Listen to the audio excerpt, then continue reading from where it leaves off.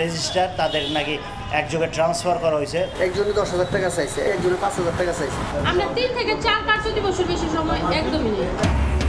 জন্ম সনদ যেন সোনার হরিণ, দুয়ারে দুয়ারে ঘুরেও মিলছে না। কাউন্সিলর অফিস থেকে নগর ভবন সবখানেই ভোগান্তি, হয়রানি, সব জেনেও নির্বিকার প্রশাসন। রোহিঙ্গাদের জন্য খাদ্য সহায়তা অর্ধেকের বেশি কমাচ্ছে জাতিসংঘ। এপ্রিল থেকে কার্যকর ক্যাম্পে আইন শৃঙ্খলা পরিস্থিতির অবনতির শঙ্কা প্রত্যাবাসন কমিশনের। ঈদযাত্রায় চাপ সামাল দিতে বগি মেরামতে ব্যস্ত পাহাড়তলী ওয়ার্কশপ। রেলের বহরে যুক্ত হচ্ছে 105টি কামরা। বিশেষ ট্রেনের জন্য প্রস্তুত প্রায় আরও 20টি।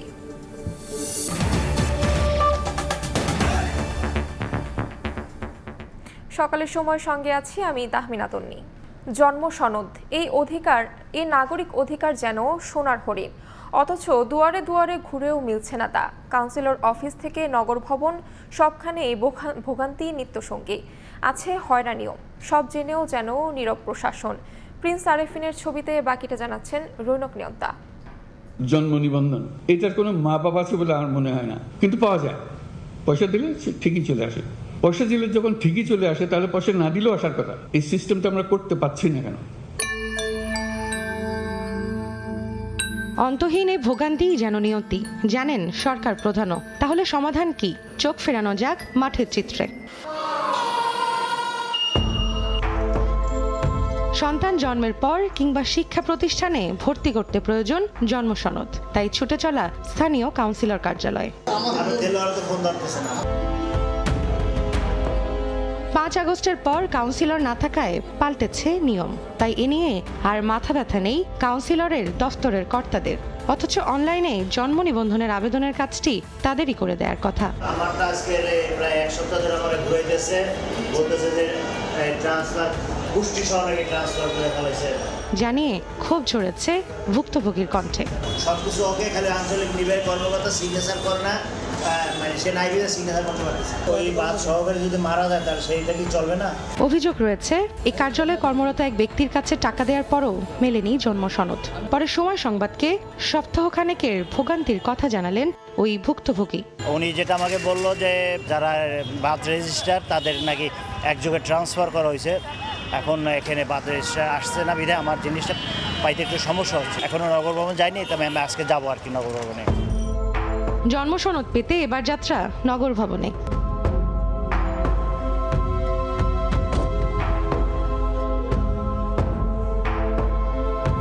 রেজিস্ট্রার জানালেন 3 দিনেই সেখানে মেলে জন্ম সনদ। অথচ সেবা প্রত্যাশীরা বলছেন দুয়ারে দুয়ারে ধর্ণা দিয়েও মিলছে না জন্ম সনদ। আমরা 3 থেকে 4 কার্য দিবসের বেশি সময় একদমই নেই। কাগজ জমা দিছি 1 সপ্তাহ হচ্ছে। একজনে 10,000 টাকা চাইছে এক উকিলে, এখানে আসছে একজনে 5,000 টাকা চাইছে, 2,000, কেউ 1,000, মানে একজনে এক রকমের কথা বলে। এগুলা দেয় গেছে আসলে হয়রানি করতেছে। এই ভোগান্তি শেষ কোথায় এমন প্রশ্নের উত্তর জানতে কয়েক দফা সময় চাইলেও ব্যস্ততার অজুহাত ঢাকা দক্ষিণ সিটির নির্বাহী কর্মকর্তার। এদিকে আঞ্চলিক কর্মকর্তাও এসবের দায় নিতে নারাজ।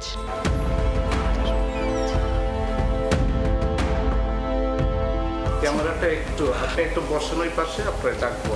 আমি আপনাকে ইন্টারভিউ দিব না, দিতে পারবো না। টাকা নিচ্ছে বলে এই ধরনের কোনো অভিযোগ আমাদের কেউ করে নাই। ওয়ার্ড অফিসে একজন ওয়ার্ড সচিব থাকে, একজন সহকারী থাকে। কেউ যদি কোনো কথা বলে থাকে সে দায়িত্ব তার। অন্যদিকে ডিএনসিসির চিত্রও এক। মিরপুর 10-এ জোন অফিসে কর্মরত এক ব্যক্তির নামে অভিযোগ আছে জন্ম নিবন্ধন করতে আসলেই গুনতে হয় কয়েক হাজার টাকা। এবার যোগাযোগ তার সঙ্গে। টাকা পয়সা কেমন কি লাগবে ভাই? 2-3 দিনের মধ্যে আর্জেন্ট তো, সমস্যা একটু হলে আমাদের দৌড়াদৌড়ি করতে হয়, তো তাড়াহুড়া করলে আপনি হয়তো বা দিবেন। আমার কাজ আমি করে দেবো একদিনের মধ্যে। এভাবেই প্রতিদিনই শত শত সেবাগ্রহীতারা জন্ম নিবন্ধন সনদ বা সংশোধনের জন্য পড়ছেন নানা বিড়ম্বনায়, হচ্ছেন হয়রানির শিকার। তবে বাড়তি টাকা গুনলেই মিলছে ভোগান্তি ছাড়াই জন্ম সনদ। দ্বিতীয় পর্বে জানাবো সেই গল্প। রৌনক নিয়ন্তা, সময় সংবাদ, ঢাকা। বাংলাদেশে আশ্রিত রোহিঙ্গাদের জন্য খাদ্য সহায়তার খরচের পরিমাণ অর্ধেকের বেশি কমাতে যাচ্ছে জাতিসংঘের বিশ্ব খাদ্য কর্মসূচি বা WFP। প্রতি মাসে একজন রোহিঙ্গার জন্য দেয়া অনুদান $12.5 থেকে নামিয়ে আনা হচ্ছে $6। যা কার্যকর হচ্ছে 1 এপ্রিল থেকে। এমন খবরে উদ্বিগ্ন রোহিঙ্গারা। আর বরাদ্দ কমানো হলে খাদ্য সংকটের পাশাপাশি আইনশৃঙ্খলা পরিস্থিতির অবনতির শঙ্কার কথাও জানিয়েছে শরণার্থী ত্রাণ ও প্রত্যাবাসন কমিশন। মোহাম্মদ ফারাজের ক্যামেরায় বিস্তারিত জানাচ্ছেন সুজাউদ্দিন রুবেল। সরকারি হিসেব অনুযায়ী বাংলাদেশে বসবাস করছেন 13 লাখের বেশি রোহিঙ্গা। তাদের বেশিরভাগই পালিয়ে আসেন 2017 সালে, যখন মিয়ানমারে জাতিগত সহিংসতা চলছিল। গত বছরও রাখাইন থেকে পালিয়ে বাংলাদেশে আশ্রয় নেন প্রায় 65,000 রোহিঙ্গা। বাংলাদেশে আশ্রিত রোহিঙ্গাদের খাদ্য সহায়তা দিয়ে আসছে জাতিসংঘের বিশ্ব খাদ্য কর্মসূচি বা WFP। হঠাৎ তহবিল ঘাটতির কারণ জানিয়ে সহায়তার পরিমাণ অর্ধেকের বেশি কমাচ্ছে সংস্থাটি। জনপ্রতি মাসিক খাবারের বরাদ্দ $12.5 থেকে কমিয়ে $6 নামিয়ে আনা হচ্ছে, যা কার্যকর হচ্ছে এপ্রিল মাস থেকে। এ নিয়ে রোহিঙ্গাদের মধ্যে দেখা দিয়েছে উদ্বেগ। বর্মামাঝে অসাইয়ে এড়িয়ে আসছি এটা আইয়রে কিছু দিয়ে কিছু নদে এড়িয়ে যদি আমার তোদের দিবা এত বছর বাদ আমার তোদের রাশন আমার হলে আর কি হাই ফরার নাম বাঁচাই নিব $100 করে দেওয়া হলে আর কি ডাট মানুষ হাই না হারিব বাসা তিরিশে মরে যাইব ছোট ছোট বাসা কল দলা মরে যাবে হাই না হলে মানুষে চুরিটা হাতি করিব বাতান ঠিকতে হলে আল্লাহ দিলে সার্বিকা ঠিকতে হয় মানুষ যত বাতরেন তো হাইদের ভিতরে তো হমিয়া যাবে, তাহলে মানুষ কি হয়ে যাবে অশান্তি ফরে যাবে। কক্সবাজারের উখিয়া ও টেকনাফে স্থানীয় বাসিন্দা রয়েছেন 5 লাখের বেশি। তাদের আশঙ্কা, খাদ্য সহায়তা কমানোর সিদ্ধান্ত কার্যকর হলে রোহিঙ্গাদের মধ্যে বাড়বে অপরাধ প্রবণতা, যা সরাসরি প্রভাব পড়বে স্থানীয়দের উপর। ওরা খাদ্যের জন্য বাইরে চলে আসবে, মানুষের উপর অত্যাচার করবে, ছিনতাই করবে, রাহাজানি করবে, অপরাধ প্রবণতা বেড়ে যাবে। আমাদের বাজারে এসে বিভিন্ন ধরনের ঝামেলা সৃষ্টি করতে পারে, আমরা বিভিন্ন ধরনের আতঙ্কে আছি। শরণার্থী ত্রাণ ও প্রত্যাবাসন কমিশনার জানান, খাদ্য সহায়তা কমলে রোহিঙ্গাদের পুষ্টি, স্বাস্থ্য এবং ক্যাম্পে নিরাপত্তা বিঘ্নিত হতে পারে। রোহিঙ্গাদের মধ্যে পুষ্টির ঘাটতি হবে, খাবার দাবার একটা বেসিক জিনিস, তার সাথে সাথে যেটা কিছু সামাজিকভাবে তারা হয়তো সামাজিক অস্থিরতা তৈরি হতে পারে। এর আগে 2023 সালে খাদ্য সহায়তার পরিমাণ $12 থেকে $10 এবং তার 2 মাস পর সেখান থেকে কমিয়ে $8 করা হয়েছিল। এরপর 2024 সালের জুনে সেখান থেকে বেড়ে $12.5 করা হয়। সুজাউদ্দিন রুবেল, সময় সংবাদ, কক্সবাজার। দীর্ঘদিনের ব্যবহার অনুপযোগী 105টি জরাজীর্ণ ও আগুনে পুড়ে যাওয়া বগি মেরামত করে ঈদযাত্রায় রেলের বহরে যুক্ত করতে যাচ্ছে চট্টগ্রামের পাহাড়তলী ওয়ার্কশপ। এছাড়া ঢাকা ও আশপাশের রুটগুলোতে চালাতে 2টি বিশেষ ট্রেনের জন্য আরও 20টি বগিও প্রায় প্রস্তুত। শাখাউত ত্রিপুর ক্যামেরায় বিস্তারিত জানাচ্ছেন কমল দে। রেলওয়ের বিভিন্ন শেডের পাশাপাশি ডিপোতে পড়ে থাকা আগুনে পোড়া জরাজীর্ণ এবং নষ্ট হয়ে যাওয়া বগিগুলোর স্থান এখন পাহাড়তলী ওয়ার্কশপ। কোথাও চলছে ওয়েল্ডিং এর মাধ্যমে বগিগুলোর বডি জোড়া দেওয়ার কাজ, আবার কোথাও চলছে পাটাতন মেরামত, আবার কোথাও চলছে মেরামত হওয়া বগিগুলোকে রং দিয়ে একেবারে চকচকে করার বিশাল কর্মযোগ্য। ম্যাক্সিমাম গাড়ির এই ফ্লোর চলে গেছে, জানালা নেই, ইন্টেরিয়র অবস্থা খুব খারাপ ছিল। এখন আমরা এগুলাই মোটামুটি গুছাই আনতেছি আল্লাহর রহমতে মানুষকে যাত্রী সেবার লক্ষ্য নিয়ে। এখানে স্টিল রিপেয়ারিং হচ্ছে, হ্যাঁ, ওদিকে পেইন্টের কাজ হচ্ছে, এরপরে আপনার কার্পেন্টারের কাজ হচ্ছে, আর আরেক পাশে মোটামুটি সব দিকে সবাই ব্যস্ত, মানে ব্যস্ততার ভিতরে রমজান রাখি অনেক পরিশ্রম করতেছি। আসন্ন ঈদের রেলযাত্রার বহরে যুক্ত করতে ফেব্রুয়ারি এবং মার্চ মাসে অন্তত 90টি বগি মেরামতের লক্ষ্যমাত্রা নিয়ে কাজ চলছে এখানে। অবশ্য চলতি বছরের জানুয়ারি থেকে রেকর্ড 130টি বগি মেরামতের কাজ হয়েছে এই ওয়ার্কশপে। এর মধ্যে 50টি বগি মেরামত শেষ করে বহরে যুক্ত করে দেওয়া হয়েছে, বাকিগুলোর মেরামত কাজও চলছে সমান তালে। ঈদের ফিতর উপলক্ষে 90টা গাড়ি আউটকাম দেওয়ার প্রোগ্রাম হাতে নিয়েছি, সেখানে আমাদের যত রকমের শিডিউল আছে সেগুলো আমরা করতেছি। যান প্রাণ দিয়ে চেষ্টা করতেছি রেলকে সচল রাখার জন্য, ঈদে ঘরমুখী মানুষকে বাড়ি ফেরানোর জন্য। নানামুখী সংকট থাকলো 20 থেকে 24 মার্চের মধ্যে বগি মেরামতের কাজ শেষ করার আশা কর্তৃপক্ষের। ইতিমধ্যে প্রায় 60% বগির কোচের কাজ সম্পন্ন হয়েছে, বাকি কোচগুলোর কাজও প্রায় শেষের দিকে। প্রতি বছর ঈদ যাত্রায় রেলপথে যাত্রী চাপ বেড়ে যায় কয়েক গুণ। এই চাপ সামলাতে প্রয়োজন হয় অতিরিক্ত বগির। ঈদের যাত্রা শুরু হতে আর বেশি দেরি নাই, এর আগে শেষ করতে হবে জরাজীর্ণ, ভাঙাচোরা বগি এবং ইঞ্জিন মেরামত। এবার পাহাড়তলি ওয়ার্কশপ তাদের শুধু টার্গেট পূরণ নয়, টার্গেটের চেয়েও বেশি ইঞ্জিন এবং বগি সরবরাহ করতে চায় রেলের এই ঈদযাত্রার বহরে। চট্টগ্রামের পাহাড়তলি ওয়ার্কশপ থেকে কমল দে, সময় সংবাদ। মুন্সিগঞ্জের সিপাহীপাড়া ও আশেপাশের এলাকায় এখন ঘরে ঘরে ছোট ছোট গার্মেন্টস কারখানা। রাজধানীর বহু বিপণী বিতানের নান্দনিক পোশাক তৈরি হয় এখানেই। অভ্যুত্থানের ধাক্কা সামলে এবারের ঈদে ঘুরে দাঁড়ানোর চেষ্টায় এখানকার ক্ষুদে শিল্পপতিরা। লক্ষ্যমাত্রা ৩০০ কোটি টাকার পোশাক বিক্রি। নাসির উদ্দিন উজ্জ্বলের রিপোর্ট, ছবি তুলেছেন আবু সাইদ। একটি বাড়ি যেন একটি ছোট্ট গার্মেন্টস কারখানা। আধুনিক মেশিন ব্যবহার করে ঘরেই তৈরি হচ্ছে রং বেরঙের নান্দনিক সব পোশাক। মুন্সিগঞ্জের সিপাহীপাড়া ও আশপাশের কয়েক গ্রাম জুড়ে ছড়িয়ে পড়েছে এই শিল্প। বাইরে থেকে বোঝার উপায় নেই ঘরের ভেতরে এত কর্মযোগ্য। কোটি টাকার এসব পোশাকই সরবরাহ হচ্ছে রাজধানী ঢাকার নামকরা সব বিপণী বিতানগুলোতে। ঈদকে সামনে রেখে চন্ডী, টিস্যু, কিরণমালা, পাখি, নাইরা সহ নানা নাম ও ডিজাইনের পোশাক তৈরি হচ্ছে। চলছে বিরামহীন কাজ। জুলাই আগস্টের অভ্যুত্থানের ধাক্কা সামলে এবারের ঈদে ঘুরে দাঁড়ানোর চেষ্টা তাদের। সিজনের মধ্যে থেকে সকাল 8টা থেকে রাত্রে 3টা ধরে 3:30 ধরে কাজ করি। বিভিন্ন ধরনের ডিজাইনের মাল আমাদের এখানে করা। বিদেশি মানের মতন আমাদের এখানে তৈরি হয়, হইতেছে, ফিনিশিং ভালো হচ্ছে। তারপরে আমাদের সবকিছু এখানে উন্নত আছে, ঢাকা সেল দেওয়া হইতেছে। যত ভালো হইব ততই ভালো দাম পাওয়া যাবে। গার্মেন্টস সংশ্লিষ্টরা বলছেন সাপ্তাহিক কাপড়ের হাটের ব্যবস্থা করলে তাদের বিক্রির চ্যালেঞ্জ কমে যেত।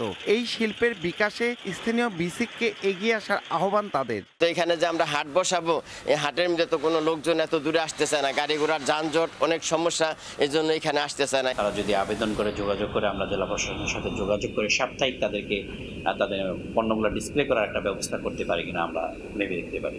ঈদকে ঘিরে এই এলাকার কারখানাগুলোতে এবার প্রায় 300 কোটি টাকার পোশাক বিক্রির লক্ষ্যমাত্রা ঠিক করেছে। ভোর থেকে গভীর রাত অবধি এখানকার 2 সহস্রাধিক মিনি গার্মেন্টসে 15,000-এরও বেশি শ্রমিক ব্যস্ত সময় পার করছেন। মুন্সিগঞ্জের তেলির বিল থেকে নাসির উদ্দিন উজ্জ্বল, সময় সংবাদ। ঈদ উল ফিতরকে সামনে রেখে জমে উঠেছে নারায়ণগঞ্জ শহরের দেওভোগ পাইকারি রেডিমেড পোশাক মার্কেট। পোশাক প্রস্তুতকারক ব্যবসায়ী সমিতির নেতারা বলছেন, এ বছর ভারতের কোনো পণ্য আমদানি না হওয়ায় ক্রেতাদের কাছে দেশের তৈরি পোশাকের চাহিদা অনেক বেড়েছে। শাখাউত আলী সৈকতের তথ্য ও আরিফ হোসেনের ছবি নিয়ে রিপোর্ট।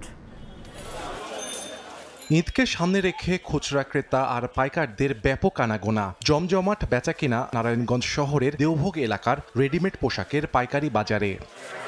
দোকানগুলোতে ছেলেদের পাঞ্জাবি, ফতুয়া, টুপি, শার্ট ও মেয়েদের সালোয়ার কামিজ, 3 পিস, লেহেঙ্গা সহ সব বয়সী শিশুদের উপযোগী আধুনিক মানের তৈরি পোশাক পাইকারি মূল্যে বিক্রি হয়। গুণগত মান ও দামে সাশ্রয় হওয়ায় এখানকার তৈরি পোশাক রাজধানীর সদরঘাট, বঙ্গবাজার, চাঁদনী চক, গাউসিয়া ও নিউ মার্কেট সহ বিভিন্ন শপিং মলে সরবরাহ হচ্ছে। পাশাপাশি দেশের প্রায় প্রতিটি জেলা থেকেই পাইকারি ব্যবসায়ীরা এখান থেকে পণ্য ক্রয় করেন। ঢাকার থেকে নারায়ণগঞ্জের মালের কালেকশনটা বেশি ভালো মনে হচ্ছে, রেটও ঢাকার থেকে কিছুটা কম আছে। যেটি পড়তাছে এটাই কিনতেছি। বিভিন্ন সাইজ মাল পাওয়া যায়, মালের দামটা অতিরিক্ত বেশি, এবার অতিরিক্ত দেখে শুনে কিনতে হচ্ছে। এখানে মাল কিনে আমরা শান্তিবোধ করি, এর জন্য আমরা ঢাকা থেকে দূর দূরান্ত থেকে শনিয়াকড়া থেকে নারায়ণগঞ্জ মার্কেটে আসি। ঈদ উল ফিতরের চাহিদার সামনে রেখে উন্নত মানের AC cotton, linen, georgette, Unitika, Jimmy Choo, জিপ্পু ও টিস্যু কাপড় দিয়ে নতুন ডিজাইনের ভিন্ন ধাঁচের পোশাক তৈরি করছেন ব্যবসায়ীরা। এছাড়া ক্রেতাদের পছন্দ অনুযায়ী আকর্ষণীয় পোশাকও প্রতিটি দোকানে সংগ্রহে রয়েছে। পাইকারি মূল্যে 150 টাকা থেকে শুরু করে 3000 টাকা পর্যন্ত পোশাক বিক্রি হচ্ছে এই মার্কেটে। 64 জেলার মানুষই এখানে কালেকশন করতে আসে। আমরা সব সময় নিজের পণ্যগুলো তৈরি করি এবং আমরা নিজের পণ্যগুলোই বিক্রি করে থাকি। ওয়াশ মালটা একটু বেশি চলছে, নতুন কাপড় বেরিয়েছে, জিমিচু ওটাও চলছে, জর্জেট ভালো চলছে, এসি কটন তো সারা বছরই চলে, ওই হিসাব করে এবারও চলছে। সুতার দামও অনেক বেশি পড়াতে আমাদের মালের দাম অনেক বেশি হয়েছে, এই জন্য কাস্টমারদের সেল করতে আমাদের অনেক সমস্যা হচ্ছে।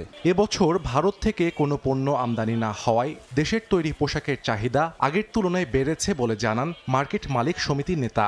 বাংলাদেশ এখন ভারতের উপর নির্ভরশীল না, ভারতের এই রেডিমেড জামা কাপড় এখন আর আনে না, নিজস্ব প্রোডাক্টের মালগুলোর প্রতি সবাই একটু আকৃষ্ট বেশি হয়েছে এবার। মার্কেটে 5 শতাধিক দোকান ও সহস্রাধিক কারখানায় প্রায় 6,000 শ্রমিক কর্মচারী কাজ করেন। আসছে ঈদে 200 কোটি টাকার পণ্য বিক্রির আশা তাদের। সময় সংবাদ, নারায়ণগঞ্জ। ঈদকে সামনে রেখে জমে উঠেছে নারায়ণগঞ্জের রূপগঞ্জের জামদানি পল্লীর হাট।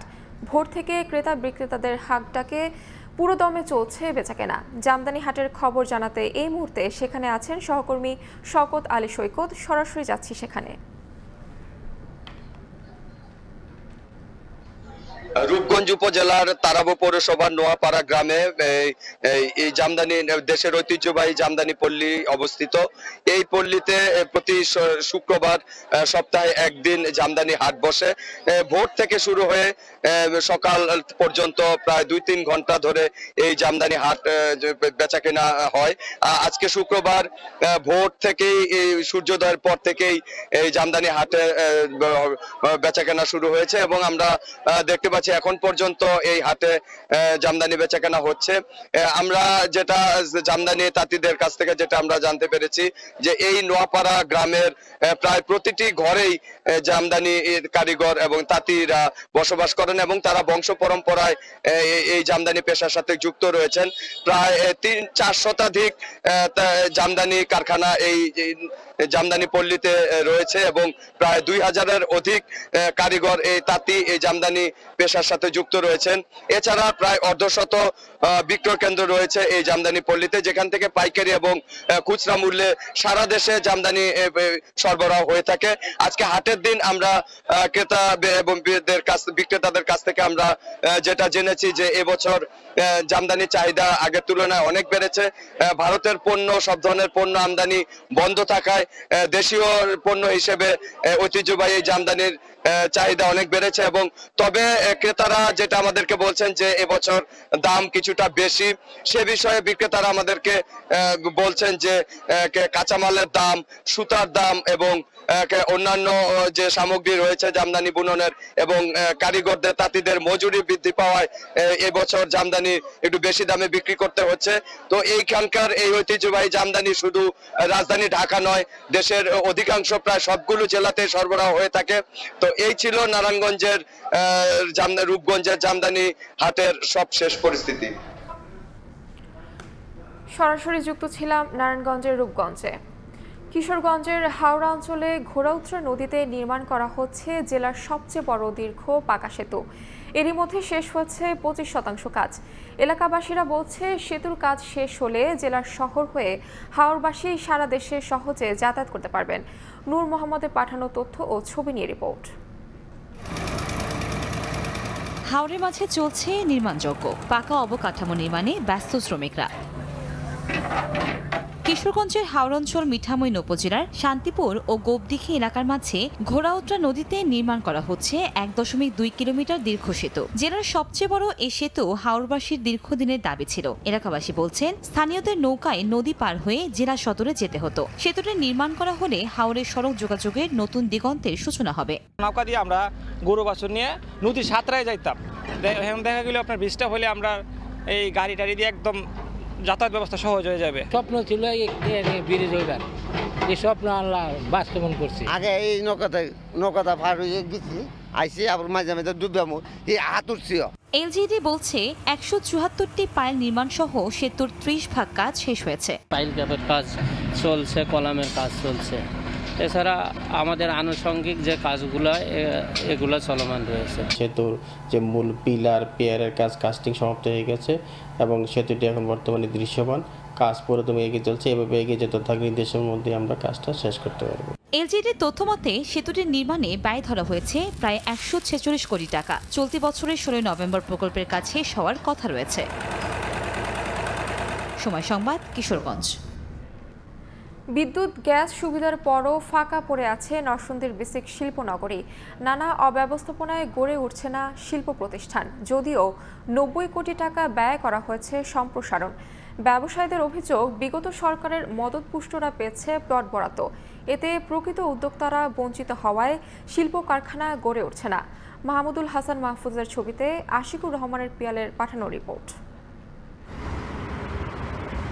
1986 সালে নরসিংদীর শিবপুরে গড়ে তোলা হয় বিসিক শিল্পনগরী। 2015 সালে 88 কোটি 40 লাখ টাকা ব্যয়ে শুরু হয় সম্প্রসারণ। 2023 সালের অক্টোবরে কাজ শেষ হলেও গড়ে ওঠেনি তেমন কোনো শিল্প কারখানা। ব্যবসায়ীরা বলছেন, গ্যাস বিদ্যুৎ থাকলেও প্রকৃত উদ্যোক্তারা প্লট না পাওয়ায় এমন পরিস্থিতি। বিগত সময়ে যারা সরকারের দায়িত্বে ছিলেন এবং তারা প্রভাব বিস্তার করে আমাদের জানা মতে বেশ কিছু প্লট তারা নিজেদের লোকদেরকে দিয়ে বরাদ্দ নিয়েছেন, যেগুলা নীতিগতভাবে অনৈতিক বলে আমরা মনে করি। গ্যাস বিদ্যুৎ এইগুলির সমস্ত পরিবেশ তৈরি করতে একটু সময় লেগে গেছে। আর ব্যবসায়ী নেতারা বলছেন, আগের সরকারের ভুল নীতির ফলে মুখ থুবড়ে পড়েছে প্রকল্পটি।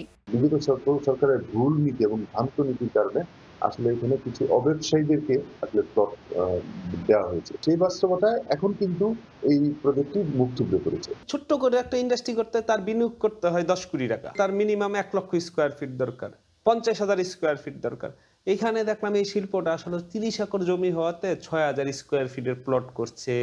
সম্প্রসারিত অংশের 1.5 শতাধিক প্লটের বরাদ্দ কিভাবে দেওয়া হলো এমন প্রশ্নের জবাব 15 দিনেও মেলেনি বিসিক কর্মকর্তার কাছে। এটা তো কোনো টেন্ডার না যে পাবলিক থাকার কথা, যে কারা কারা পাইলেও মানুষ জানবে। হ্যাঁ, এটা পাবলিক করার কথা। ফাইলগুলো না, আপনাদের ওয়েবসাইট দেখলাম কোনো আপডেট নাই, কোনো তথ্য নাই। না, ওয়েবসাইটে তো আমাদের ওয়েবসাইট না, এটা তো প্লটের বিষয় হলো একটা ইন্ডিভিজুয়াল প্লট পাইছে, সেটাকে আমরা পাবলিক বলতে পারি। যারা এখনো শিল্প প্রতিষ্ঠান গড়ে তোলেনি তাদের নোটিশ দেওয়ার কথা জানিয়েছে জেলা প্রশাসক। কেন তারা বরাদ্দ পাওয়ার পরেও প্লটগুলো কাজে লাগাচ্ছে না, তো সেই চিঠিগুলো আমরা 3টা চিঠি দিব, তার পরবর্তীতে তাদেরকে একটা শোকজ দেওয়া হবে। শোকজ দেওয়া হলে তারা একটা উত্তর দিবে। উত্তর যদি সন্তোষজনক না হয় সেই ক্ষেত্রে নীতিমালা অনুযায়ী তাদের বিরুদ্ধে ব্যবস্থা নেওয়ার সুযোগ রয়েছে। নতুন পুরনো মিলিয়ে বিসিকের 263টি প্লটের যথাযথ ব্যবস্থাপনা হলে লাখো মানুষের কর্মসংস্থানের আশা সংশ্লিষ্টদের। সময় সংবাদ, নরসিংদী। ফরিদপুরে বাম্পার ফলন হয়েছে পেঁয়াজের বীজের। ক্ষেত পরিচর্যায় ব্যস্ত সময় পার করছেন কৃষক। চলতি মৌসুমে অন্তত 500 কোটি টাকার বাণিজ্যের আশা কৃষি বিভাগের। শিকদার সজলের পাঠানো তথ্য ও ছবি নিয়ে রিপোর্ট। দূর থেকে দেখে মনে হয় সাদা ফুলের গালিচা, কাছে এলে চোখে পড়ে হাজার হাজার পেঁয়াজ ফুল।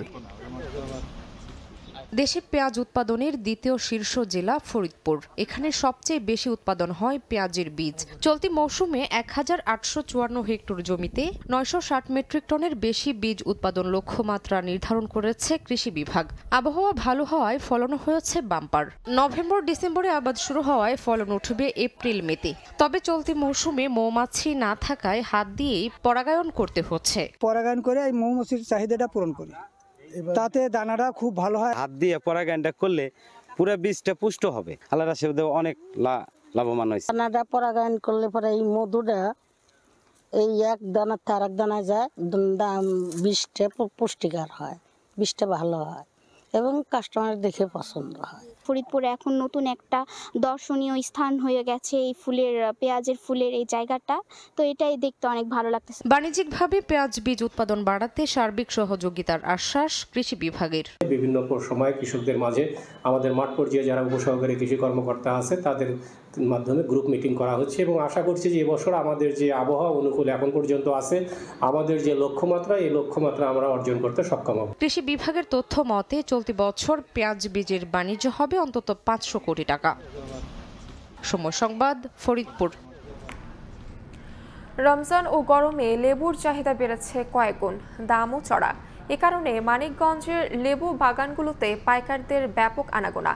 তবে চলতি মৌসুমে বৃষ্টি কম হওয়ায় ফলন কম ও মধ্যস্বত্বভোগীদের দৌরত্বে লেবুর দাম বৃদ্ধি পেয়েছে দাবি কৃষকদের।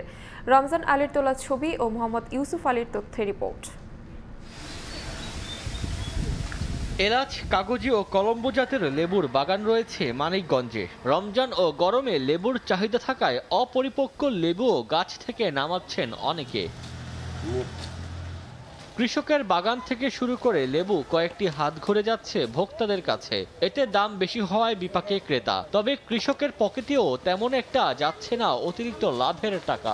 লাভ বেশি হইতেছে না, দাম বেশি, লাভ হইতেছে না। মধ্যস্বত্বভোগী যারা আছে ফরিয়া ব্যাপারী এরা মূলত মাঝখান থেকে আপনার লেবুর দামটা বৃদ্ধি করে এটা গ্রাহক পর্যায়ে নিয়ে যেতেছে। ফলন এবার কম, গতবার যে ধরাধর ছিল এবারও সেই তুলনায় আমরা টাকা পয়সা পাই না। পরিশ্রম মনে করেন হাতে কাটা বিন্ধে পায়ে কাটা বিন্ধে আমার কষ্ট হয় বাই করতে, বাগানে মাজা খাড়া করা পারি না, আমুদা বাই করুন লাগে।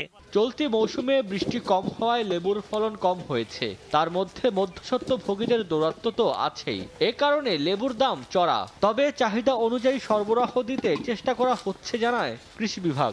আগামী 2-3 সপ্তাহের ভিতরে আরও বেশ কিছু লেবু বাজারে আসতে পারে, আমরা তাদেরকে সার্বক্ষণিক পাশে থেকে সহযোগিতা দিয়ে আসছি এবং এর জন্য যে সমস্ত প্রয়োজনীয় উপকরণ এইগুলো যারা তারা সহজলভ্য এবং সুলভে পেতে পারে এর লক্ষ্যে কৃষি বিভাগ তাদের সাথে থেকে কাজ করে যাচ্ছে।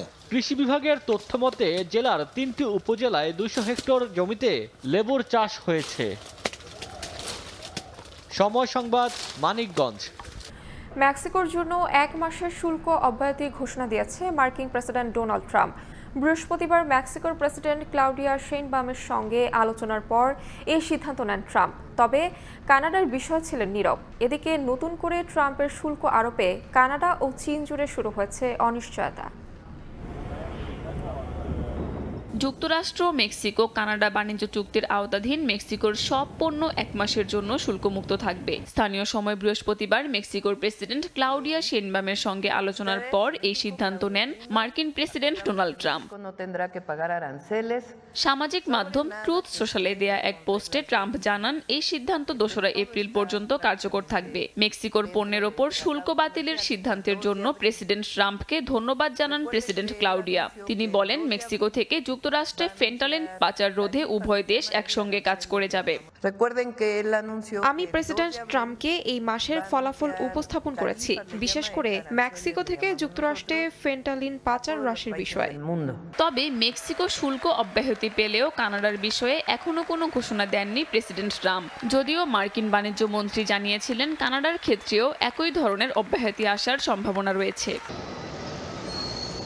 এদিকে নতুন করে শুল্ক আরোপের কারণে অনিশ্চয়তা দেখা দিয়েছে চীন ও কানাডায়। বিশ্লেষকরা বলছেন মার্কিন শুল্ক আরোপ কানাডার জাহাজ শিল্পের ওপর বিলম্বিত কিন্তু উল্লেখযোগ্য প্রভাব ফেলবে। তবে এরই মধ্যে ক্ষয়ক্ষতি রুখতে প্রস্তুতি নিতে শুরু করেছেন ব্যবসায়ীরা। অন্যদিকে চীনা পণ্যে অতিরিক্ত 10% শুল্ক আরোপ চীনের অর্থনীতির ওপর খারাপ প্রভাব ফেলবে। শুধু তাই নয়, চীন যুক্তরাষ্ট্রের পাল্টাপাল্টি বাণিজ্য যুদ্ধের কারণে ট্রাম্প চীনের ওপর নতুন করে আরও শুল্ক আরোপ করতে পারেন বলেও জানান বিশ্লেষকরা।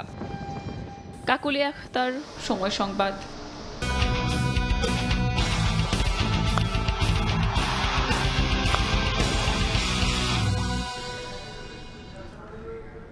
চ্যাম্পিয়ন্স ট্রফির 2 ফাইনালিস্ট ভারত ও নিউজিল্যান্ড দল নিয়ে চলছে চুলচেরা বিশ্লেষণ।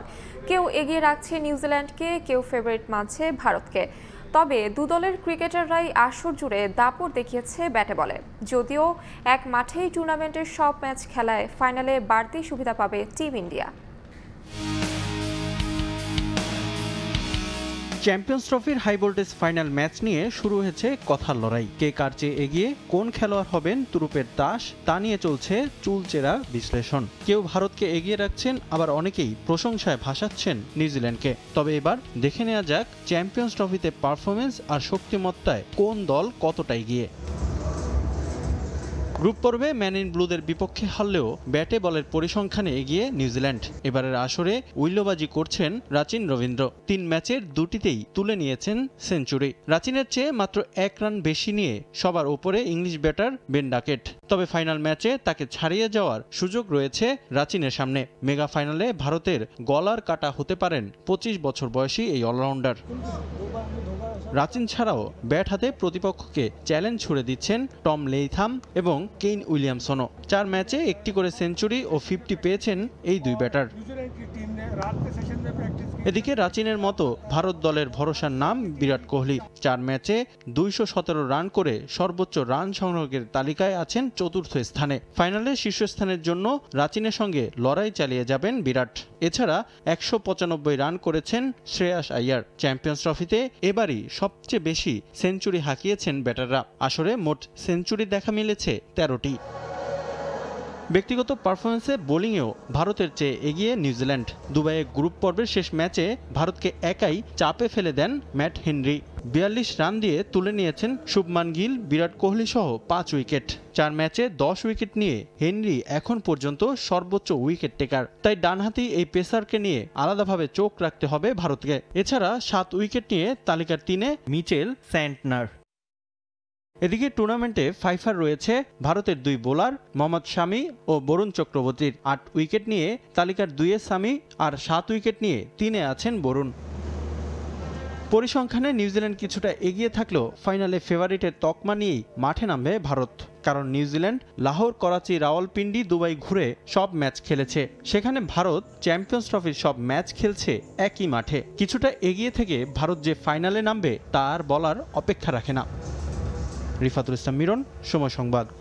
বিশ্বকাপ বাছাইয়ে আর্জেন্টিনা ও কলম্বিয়ার বিপক্ষে ম্যাচের জন্য 23 সদস্যের চূড়ান্ত স্কোয়াড ঘোষণা করেছে ব্রাজিল। সেলেসাও ভক্তদের জন্য সুখবর, 17 মাস পর ব্রাজিলের জার্সিতে ফিরতে প্রস্তুত নেইমার। 23 সদস্যের দলে আছেন 3 নতুন মুখ।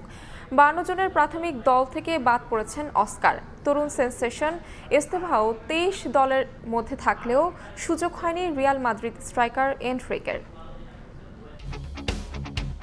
2023-এর 18 অক্টোবর ব্রাজিলের জার্সিতে সবশেষ মাঠে নেমেছিলেন নেইমার। সে ম্যাচেই ইনজুরিতে পড়ে ছিটকে যান লম্বা সময়ের জন্য। এর মাঝে কত কিছুই হয়ে গেল। নেইমারও সৌদি ছেড়ে ফিরলেন সান্তোসে। শৈশবের ক্লাবের হয়ে পারফর্ম করেছেন প্রায় প্রতি ম্যাচেই। গেল শনিবার কোচ দরিভাল জুনিয়রের দেয়া 52 জনের প্রাথমিক দলেও ছিলেন নেইমার। প্রত্যাশিতভাবেই টিকে গেছেন 23 জনের চূড়ান্ত দলেও। সব ঠিক থাকলে ব্রাজিলের বিখ্যাত জার্সিতে ঠিক 17 মাস পর দেখা যাবে 33 বছর বয়সী ফরওয়ার্ড। নেইমারের সঙ্গে প্রাথমিক দলে ছিলেন সাও পাওলোতে খেলা অস্কার। তবে এই অ্যাটাকিং মিডফিল্ডার পারেননি কামব্যাক করতে। অবশ্য খানিকটা চমক দিয়ে দল দিয়েছেন দরিভাল জুনিয়র। স্কোয়াডে আছে 3 নতুন মুখ। জায়গা হয়নি রিয়াল মাদ্রিদে খেলা তরুণ ফুটবলার এনরিকের। 23 জনের স্কোয়াডে সবচেয়ে বেশি 4 ফুটবলার আছেন ব্রাজিলিয়ান ক্লাব ফ্লামেঙ্গোর। ইপিএলে খেলা 10 খেলোয়াড় জায়গা পেয়েছেন গুরুত্বপূর্ণ 2 ম্যাচের স্কোয়াডে। পোস্ট সামলানোর দায়িত্বে আছেন লিভারপুলের অ্যালিসন, ম্যান সিটির এডারসন ও আল নাসেরের খেলা বেন্তো। সবচেয়ে বড় পরীক্ষা দিতে হবে রক্ষণভাগকে। সুযোগ পাওয়া 8 ফুটবলারের 3 জন এখন পর্যন্ত গায়ে জড়াননি জাতীয় দলের জার্সি। দানিলো, আরানা, ভ্যান্ডারসেন, গ্যাব্রিয়েল মার্কিনিওসের সঙ্গে 3 নতুন মুখ, ওয়েসলি ফ্র্যাঙ্কা, লিও ওর্তিজ ও মুরিলো। অভিজ্ঞতা ও তারুণ্যের সমন্বয়ে গড়া হয়েছে মাঝমাঠ, যেখানে নেইমারের সঙ্গী Andre, Bruno Guimaraes, Gerson, Matheus Cunha এবং জোয়েলিংটন। আক্রমণ ভাগে প্রত্যাশিতভাবেই আছেন ভিনি, রদ্রি, রাফিনিয়া। এছাড়াও পেদ্রো, সাভিনিও এবং তরুণ সেন্সেশন এস্তেভাও জায়গা পেয়েছেন 2 ম্যাচের স্কোয়াডে। সব ঠিক থাকলে 21 মার্চ কলম্বিয়া ও 26 মার্চ আর্জেন্টিনার মুখোমুখি হবে ব্রাজিল। কনমেবল অঞ্চলের বিশ্বকাপ বাছাই পর্বে এখন পর্যন্ত 12 ম্যাচ খেলে 5টিতে জয় পেয়েছে সেলেসাওরা। 18 পয়েন্ট নিয়ে টেবিলের 5ম স্থানে আছে 5 বারের বিশ্ব চ্যাম্পিয়নরা। সাজিদ মুস্তাহিদ, সময় সংবাদ। সকালের সময়ের শীর্ষ সংবাদগুলো জানিয়ে দিচ্ছি আরও একবার।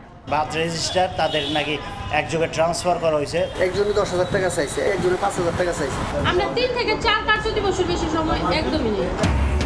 জন্ম সনদ যেন সোনার হরিণ, দুয়ারে দুয়ারে ঘুরেও মিলছে না। কাউন্সিলর অফিস থেকে নগর ভবন সবখানেই ভোগান্তি, হয়রানি, সব জেনেও নির্বিকার প্রশাসন। রোহিঙ্গাদের জন্য খাদ্য সহায়তা অর্ধেকের বেশি কমাচ্ছে জাতিসংঘ। এপ্রিল থেকে কার্যকর ক্যাম্পে আইন শৃঙ্খলা পরিস্থিতির অবনতির শঙ্কা প্রত্যাবাসন কমিশনের। এবং ঈদযাত্রার চাপ সামাল দিতে বগি মেরামতে ব্যস্ত পাহাড়তলী ওয়ার্কশপ। রেলের বহরে যুক্ত হচ্ছে 105টি কামরা। বিশেষ ট্রেনের জন্য প্রস্তুত প্রায় আরও 20টি।